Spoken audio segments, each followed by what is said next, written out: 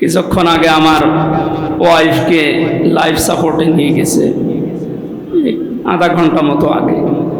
আমার বাচ্চাটাও এখনো আইসিইউতে ভর্তি, আমি নিজেও ভর্তি ছিলাম।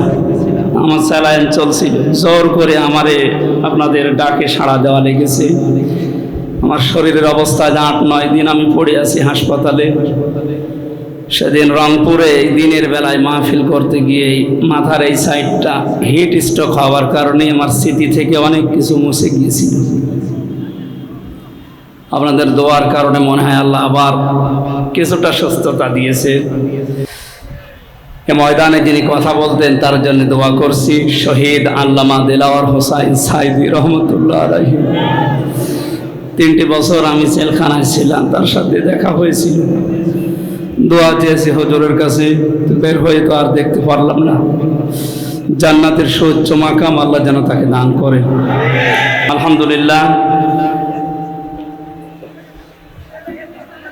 বিশ্বনবী মোহাম্মদ রাসূলুল্লাহ সাল্লাল্লাহু আলাইহি ওয়াসাল্লামের সিরাতুন নবী মাহফিলের ঐতিহাসিক লালদিঘি ময়দান কোতোয়ালি চট্টগ্রাম কর্তৃক আয়োজিত বাংলাদেশের লক্ষ লক্ষ ছাত্র জনতার হৃদয়ের স্পন্দন বাংলাদেশ ইসলামী ছাত্র শিবির চট্টগ্রাম মহানগরী উত্তর এর উদ্যোগে এ পবিত্র অনুষ্ঠানের সম্মানিত প্রধান আলোচক সাইয়্যেদ আনোয়ার হোসাইন তাহের জাবেরি আল মাদানী, খতিব আন্দরকিল্লা শাহী জামে মসজিদ চট্টগ্রাম, হায়াতে তাজ্জেবা সিহাতে কল্লিয়া কামনা করছে, আল্লাহ যেন দান করেন। প্রধান অতিথি বাংলাদেশ ইসলামী ছাত্র শিবিরের কেন্দ্রীয় সভাপতি শ্রদ্ধাভাজন বড় ভাই জনাব মনজুরুল ইসলাম, এতক্ষণ যারা আলোচনা রাখলেন, চট্টগ্রামের সন্তান শাহজাদা ফানাফিল্লাহ বিন আজাদ, মাওলানা মোহাম্মদ শাহজাহান, অধ্যাপক মাহমুদুল হাসান, আলহাজ শাহজাহান চৌধুরী, মাওলানা মহসিন আল হোসাইনি, অধ্যক্ষ নুরুল আমিন। সভাপতির দায়িত্বে আছে বাংলাদেশ ইসলামী ছাত্র শিবির চট্টগ্রাম মহানগর উত্তরের সভাপতি বড় ভাই জনাব ফখরুল ইসলাম। নামগুলো আরো বিস্তারিত বলতে পারলে ভালো হতো, আমাদের সময় এবং শরীর আমার। কিছুক্ষণ আগে আমার ওয়াইফকে লাইফ সাপোর্টে নিয়ে গেছে, আধা ঘন্টা মতো আগে। আমার বাচ্চাটাও এখনো আইসিইউতে ভর্তি, আমি নিজেও ভর্তি ছিলাম। আমার স্যালাইন চলছিল, জোর করে আমারে আপনাদের ডাকে সাড়া দেওয়া লেগেছে। আমার শরীরের অবস্থা 8-9 দিন আমি পড়ে আছি হাসপাতালে। সেদিন রংপুরে দিনের বেলায় মাহফিল করতে গিয়ে মাথার এই সাইডটা হিট স্ট্রোক হওয়ার কারণে আমার স্মৃতি থেকে অনেক কিছু মুছে গিয়েছিল। আপনাদের দোয়ার কারণে মনে হয় আল্লাহ আবার কিছুটা সুস্থতা দিয়েছে। এ ময়দানে যিনি কথা বলতেন তার জন্য দোয়া করছি, শহীদ আল্লামা দেলাওয়ার হোসাইন সাইদি রহমতুল্লাহ আলাইহি। 3টি বছর আমি জেলখানায় ছিলাম, তার সাথে দেখা হয়েছিল। দোয়া চেয়েছি হুজুরের কাছে, বের হয়ে তো আর দেখতে পারলাম না। জান্নাতের সুউচ্চ মাকাম আল্লাহ যেন তাকে দান করে। মঞ্চে যারা বসা আছেন সবার তুলনায় আমি নগণ্য, ছাত্র হতে পারলে আমি ধন্য হতাম। তাদের নাম তো সবার জানি না, একবারে দোয়া করছে আল্লাহর এই গোলামদের জন্য। ওয়ারফা'না লাকা যিকরাক। সামনে বসা মুসলমান ভাইরা, পর্দার আড়ালের সম্মানিতা মা এবং বোনেরা, প্রশাসনের ভাইরা, প্রাণ প্রিয় চট্টগ্রামবাসী, দল মত নির্বিশেষে বিশ্বনবীর সিরাত শোনার জন্য যারা এ ময়দানে লালদিঘির এই ঐতিহাসিক ময়দানে হাজির হয়েছি, আমরা খুশি হয়ে বলছি আলহামদুলিল্লাহ। যে অবস্থানগুলো জানালাম, এই অবস্থায় থেকে কথা বলার মন মানসিকতা আমার নেই, তারপরও চেষ্টা চালাচ্ছি আল্লাহ যেন কিছু আপনাদেরকে শোনানোর তৌফিক দান করে। খুব অল্প সময় কথা বলবো ইনশাআল্লাহ। এখনো কথা স্বাভাবিক হচ্ছে না, ডাক্তাররা যা বলেছে এগুলো মানতে গেলে আসলে হচ্ছে না। আমিও পারি না, আপনারা ছাড়ছেন না, আল্লাহু আকবার, সেরকম হয়ে গেছে। তারপরও দোয়া চাচ্ছি খুব অল্প সময় আল্লাহ যেন মেন কথাগুলো, হেদায়েতমূলক কথাগুলো বলার তৌফিক দেন। চট্টগ্রাম, সিলেট এই দুই বিভাগের মানুষগুলো এই রবিউল আউয়াল আসলে যে সমস্ত কাজ কারবারগুলো নিয়ে মেতে ওঠে, কোরআন এবং হাদিস যেটা বলে আসলে বাস্তবতা এটা নয়। কেউ যদি নবীর মিলাদ নিয়ে, নবীর জন্ম নিয়ে শুধু আনন্দে থাকে, নবীর সিরাত নিয়ে তার কোনো চিন্তা ভাবনা না থাকে, এই লোকটা মাস্ট বি জাহান্নামে যাবে।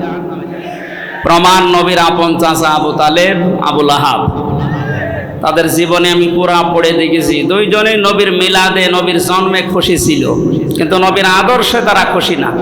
এই জন্য দুইজন চাচা জাহান্নামে।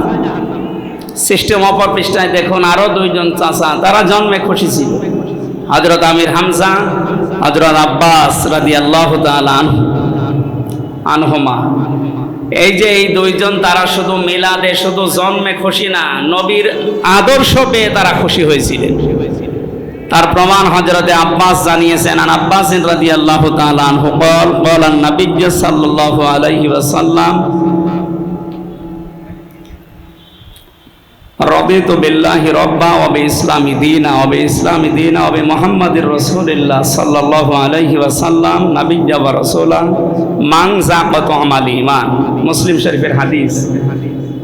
নবীজি বলেন, হযরতে আব্বাস রাদিয়াল্লাহু তাআলা আনহু বর্ণনা করেন, বিশ্ব নবী জানিয়েছেন, কেউ যদি ঈমানের স্বাদ পেতে চায়, পৃথিবীর প্রত্যেকটি জিনিসের যেমন স্বাদ আছে, মানুষের যে ঈমান আছে এরও একটা স্বাদ আছে। এই স্বাদ যদি কেউ পেতে চায়, সেজন্য আল্লাহকে রব পাওয়ার পরে খুশি থাকে। এটার বাস্তবতা শহীদ মীর কাশেম আলীর জীবনে এবং তার ফাঁসির আগের যে চিত্রগুলো আমি অনেক জায়গায় শিক্ষার জন্য বলেছি।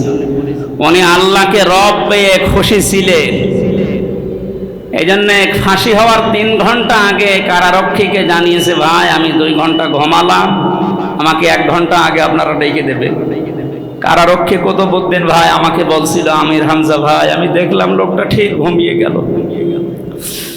3 ঘন্টা যার পরে ফাঁসি, সে 2 ঘন্টা ঘুমাচ্ছে। ঘুমায় কি করে?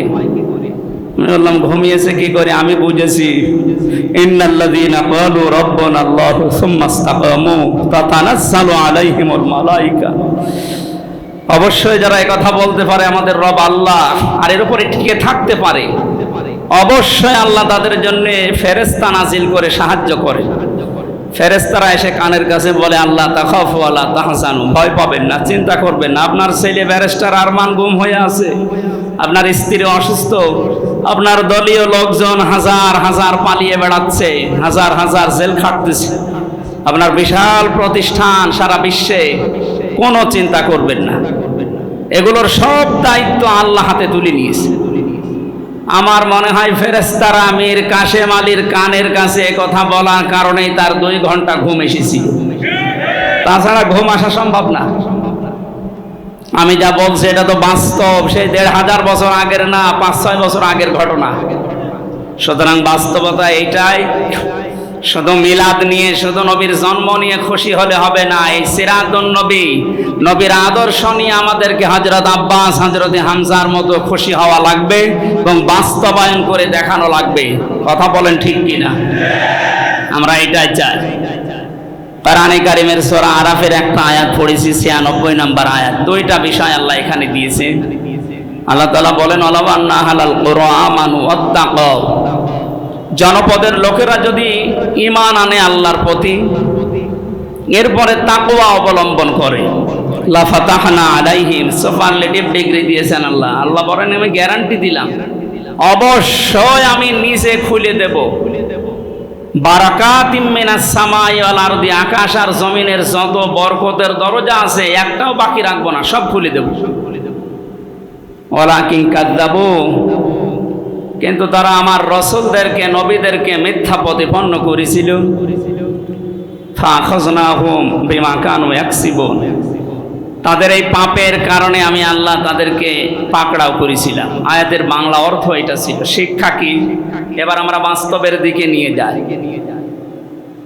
জালিম বিদায় হওয়ার পরে এদেশের মানুষের ঈমানের যে পার্সেন্টেজ আমরা দেখতে পাচ্ছি, আগস্টের 5 তারিখের আগের একটা জরিপ পেয়েছিলাম আল জাজিরা থেকে। বাংলাদেশে 100 জনের 15 জন মানুষ চাইতো যে দেশে ইসলাম কায়েম হোক, কিন্তু 5 তারিখের পরে 1 মাস 7 দিনের ব্যবধানে একটা জরিপ আমি দেখেছি, আন্তর্জাতিক একটা জরিপ পেয়েছি। এই দেশে এখন 100 জনের 78 জন মানুষ চাচ্ছে যে ইসলামে দেশে কায়েম হোক। বাকি আর যা আছে 22 জন, খুব বেশি না। দিন যদি এভাবে যেতে থাকে আমার মনে হয় বেশি দিন আর লাগবে না, এদেশে অতি শীঘ্রই আল্লাহর দিন কোরআনে কারিম কায়েম হবে ইনশাআল্লাহ। বাংলাদেশ জামাত ইসলামীর কেন্দ্রীয় আমির ডক্টর শফিকুর রহমান কুষ্টিয়াতে গিয়েছিলেন কয়েকদিন আগে। সাংবাদিকদের প্রশ্নের জবাবে তিনি জানিয়েছেন যে আমরা যারা দায়িত্বে আছে তাদেরকে যৌক্তিক এবং সম্মানজনক একটা সময় দিতে চাই, কিন্তু অনেককে আমরা দেখতে পাচ্ছি 5 তারিখের পর থেকে তারা অনেক উচ্চবাচ্য করছে। আপনি কি করেছেন বলেন তো? সমন্বয়কদের ভেতরে আপনি একটু খোঁজ করে দেখেন, 152 জন, তার ভেতরে 108 জন ইসলামী ছাত্র শিবিরের দায়িত্বশীল। তারা কথা বললে তারা বলবে 108 জন এরা, আর বাকি আছে কয়জন? আপনি লাফান, হাতে এখনো থালা পাননি। এরপরেই 5 তারিখের পর থেকে যা আরম্ভ করেছিলেন, থালা পেলে কি করবেন বোঝা যাচ্ছে না। আমরা সময় দিতে চাই যৌক্তিক, অনেক কিয়ামত পর্যন্ত থাক, আমরা এটা চাই না, কিন্তু সম্মানজনক একটা সময় তো দেওয়া লাগবে। বিবাহ করার পরে বাসর রাতে স্বামী একটু বাইরে গেছে, দাদি শাশুড়ি এসে স্ত্রীকে বলছে দেখো আমার কিন্তু পতি চাই। দাদি শাশুড়ি আপনি আমার সময় দেবেন তো? আপনার নাতি এখন আমার সাথে ভালোভাবে দেখাও করেনি। শাশুড়ি এসে বলছে বৌমা কি করছো? আমি জানি না, আমার কিন্তু নাতি চাই। মা একটু সময় দে। দেবর আর ননদ এসে বলছে ভাবি কি করবা জানি না, আমাদের কিন্তু ভাতিজা চাই। যে ঠিক আছে সময় দাও। স্বামী এবার এসে বলছে বউ আমার কিন্তু বেবি চাই। বউ মুখ তুলে বলছে তোমরা কি সব পাগলের বংশ? আমার এখনো কিছুই হয়নি, আমার এখনো কিচ্ছু হয়নি, এখনো 10 মাস 10 দিন সময় দেবে, কাজ কর্ম হবে, তারপরে তো কারো বেবি, কারো ভাতিজা, কারো নাতি পুতি। আপনি কেবল কয়দিন গেছে, 15.5 বছরের জঞ্জাল বের করতে ফেলে দিতে সময় লাগবে না? এখনো হাজারো জায়গায় জালেমদের দোসররা বসে এখনো গোপনে ষড়যন্ত্র করছে। সংস্কার যখন আরম্ভ হয়েছে লালদিঘির এই ময়দান থেকে সমন্বয়কদের সাথে আমি যোগাযোগ করে কথা বলছি, যেহেতু 108 জনই আমরা, সবার সাথে যোগাযোগ করে বলছি সংস্কার আরম্ভ হয়েছে।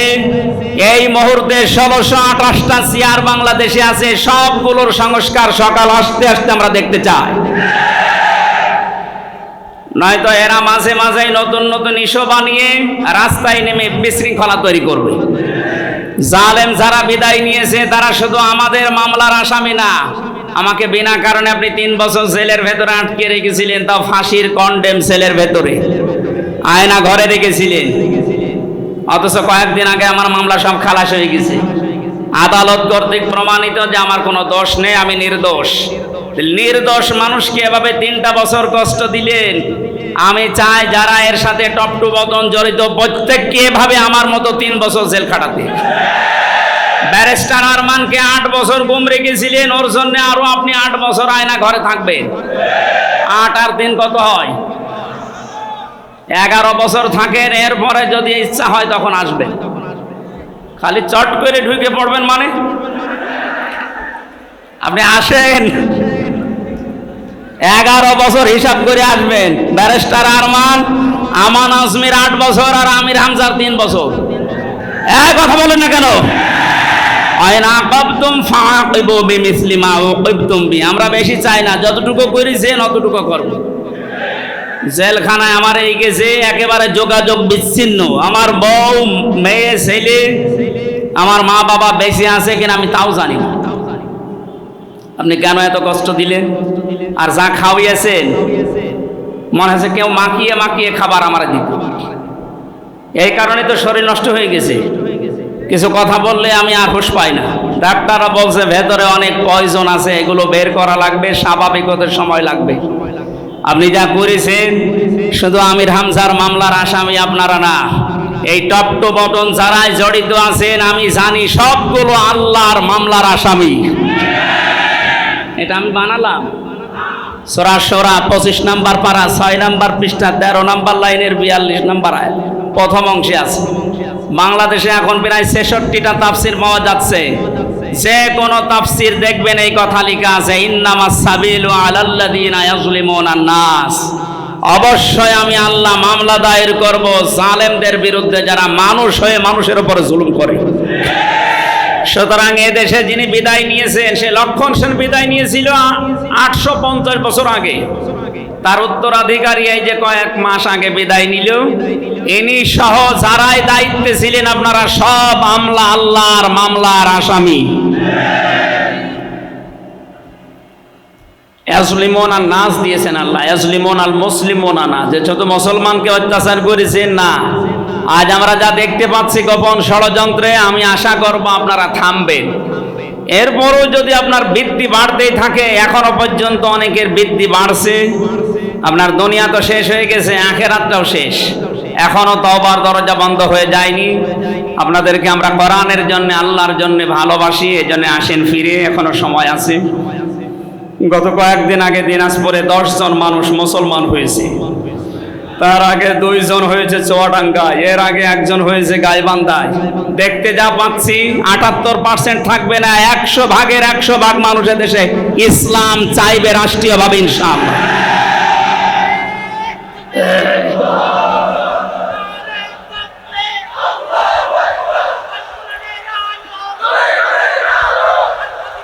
একটু সময় দেন ভাই। ওয়ালাকিন কাযযাবু আয়াতের তাফসীর পড়তে গিয়ে আজকে দেখছিলাম ইবনে কাসিরে, তিনি বলেন নবী এবং রাসূলদেরকে যারা মিথ্যা প্রতিপন্ন করছেন, আমার তো মনে হচ্ছে 1500 বছর আগে না, বাস্তবে আয়াত এই 2024 সালে আল্লাহ নাজিল করেছে। ওয়ালাকিন কাযযাবু, যারা মিথ্যা মনে করেছে রাসূল আর নবীদেরকে। এখন নবী আর রাসূল নেই, নবী রাসূলের উত্তরাধিকারী নায়েবে রাসূল উলামায়ে কেরাম আছে। এক কথা বলে না কেন? সুতরাং এদেশে আলেমরা এবং জ্ঞানী মানুষ যারা কোরআন হাদিসের উপরে পাণ্ডিত্য, এই মানুষগুলো এদেরকে অনেকে মিথ্যা প্রতিপন্ন করার জন্য বিভিন্ন কায়দা কৌশল খুঁজতেছেন। আমি ইঙ্গিত দিলাম, শুধু আপনারা সাবধান থাকবেন।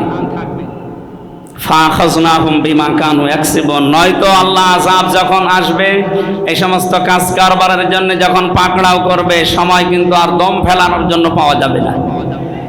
সূরা আরাফের 100 নম্বর আয়াতে আল্লাহ এই ঘোষণাটা দিয়েছেন, আওয়ালাম ইয়াহদি লিল্লাযিনা ইয়ারিসুনাল আরদা। আল্লাহ তাআলা বলেন এই মানুষগুলো কি, এদেরকে জালেম বিদায় নেওয়ার পরে যে আমি একটা প্রতিষ্ঠা দিলাম, জমিনের উত্তরাধিকারী বানালাম, এরপরও যদি এরা পাপে নিমজ্জিত হয়, এরা কি মনে করে না যে আমি আল্লাহ ওদের মতো এদেরকেও ধরতে পারি? বারবার সমন্বয়করা এইটাই কিন্তু দেশে মেসেজ দিচ্ছে।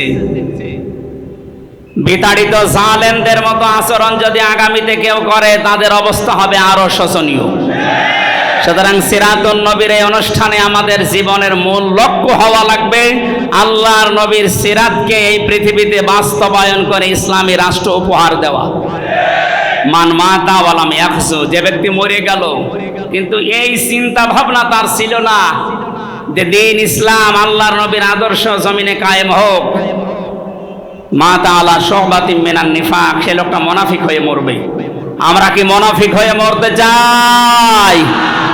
সুতরাং আমরা ওই আলগা এবং পাগলা মনোভাব নিয়ে নয়, আল্লাহর নবীর সিরাতকে মনে প্রাণে ধারণ করি, বাস্তবে যেন রূপ দিতে পারি। এই রবিউল আওয়ালের আসল শিক্ষায় যেন এটা হয়। আমার মাথার এবং শরীরের অবস্থার দিকে তাকিয়ে আর বারবার যে লাইফ সাপোর্টে আছে ম্যাডাম, এই চিন্তা আসতেছে, আমি শেষ করে দিলাম। আগামীতে আসলে, আমি এসেছি অনেক আগে, সেই বিকাল 4:30টার সময়। আপনারা নিয়ে আসতে এত দেরি করবেন আমি জানি না, বললাম এসার পরে তুলে দিলে রাত 10টা পর্যন্ত কথা বলে চলে যেতাম। বিমানের টিকিট কাটা আছে, এর জন্য আজকের মতো ক্ষমা চাচ্ছি, মাপ চাচ্ছি। আগামীতে কোনো জায়গায় আসলে দেখা হবে, কথা হবে ইনশাআল্লাহ। আল্লাহুম্মা আমিন। ربنا ظلمنا أنفسنا وإن لم تغفر لنا وترحمنا لنكونن من الخاسرين رب العالمين। চট্টগ্রামের ঐতিহাসিক লালদিঘি ময়দানের দিকে তোমার কুদরতের নজরটা দিয়ে দেখো। লক্ষ লক্ষ নারী পুরুষেরা নবীর সিরাত শোনার জন্য তারা অধীর আগ্রহ নিয়ে বসে আছে। বিশ্বনবীর আদর্শ ধারণ করার জন্য, শোনার জন্য যাদের এত আগ্রহ, এদেরকে তুমি হযরত ওমরের মতো বানিয়ে দাও। সারাটা জীবন যে অপরাধ করেছি, অপরাধগুলো তুমি এই মুহূর্তে আমাদের মাফ করে দাও। জালেমদেরকে বিদায় দিয়ে আল্লাহ তাআলা মন খুলে কথা বলার মতো একটা পরিবেশ তুমি এদেশে দিয়েছো। এই নিয়ামতটা যেন উত্তরোত্তর বৃদ্ধি পায় সেই ব্যবস্থা করে দাও। এর পূর্ণতা লাভ হবে তখন যখন তোমার আইন দিয়ে দেশটা চলবে। জীবনে 53 বছরে, আমার তো 33 বছর, 53 বছর দেশটা স্বাধীন হওয়ার পর অনেকেই চালিয়েছে, আমরা দেখেছি। কারো বাবা চালিয়েছে, কারো স্বামী চালিয়েছে, কারো চাচা চালিয়েছে, কারো বুবু চালিয়েছে, কারো ভাবি চালিয়েছে। কোরআন দিয়ে চললে দেশটা কেমন দেখা যায় আজ পর্যন্ত আমরা দেখি নাই। জীবনের বড় আশা, কোরআন দিয়ে দেশ চললে কেমন দেখা যায়, এটা তুমি চর্ম চোখে দেখার সুযোগ করে দাও। আল্লাহ তাআলা বাস্তবে যেন আমরা দেখতে পারি তোমার আইন দিয়ে 56,000 বর্গ মাইল চলছে। মিনি জান্নাত এই দেশটাকে তুমি বানিয়ে দাও। এদেশের জন্য যারা বৈষম্য বিরোধী ছাত্র আন্দোলনে জীবন দিয়ে গেল, আল্লাহ শাহাদতের সর্বোচ্চ মাকাম দান করো। শহীদ আবু সাঈদ, শহীদ মুগ্ধ ভাই, রায়হান ইয়ামিন সহ যত ভাই বোনেরা জীবন দিয়েছে, আল্লাহ তাদেরকে তুমি জান্নাতের ভেতরে পাখি বানিয়ে দাও। শহীদ আল্লামা দেলাওয়ার হোসাইন সাইদি রহমতুল্লাহ আলাইহি সহ যত আলেম ওলামা, যত বুজুর্গ মানুষেরা এদেশ থেকে মাটির নিচে আছে, ঈমান নিয়ে যারা ঘুমিয়ে আছে, এদেরকে মাফ করে দাও। আমি নিজে সহ যারা অসুস্থ, আল্লাহ শেফায়ে কামেলা আজলা নসিব করো। আল্লাহ তাআলা আমার ওয়াইফ লাইফ সাপোর্টে আছে, বাঁচা মরা তো তোমার হাতে। আল্লাহ মেহেরবানি করে তার জীবনটা ভিক্ষা দাও। আমার তিনটা মেয়ে তুমি দিয়েছো, আল্লাহ তাদেরকে তুমি এতিম বানিয়ে দিও না।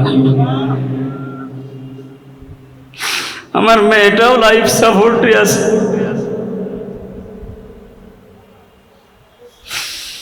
মুসাফির অবস্থায় আছি, অসুস্থ অবস্থায় আছি। লক্ষ লক্ষ গোলামদেরকে নিয়ে হাত তুলেছি, আল্লাহ আমার স্ত্রীকে ফিরিয়ে দাও।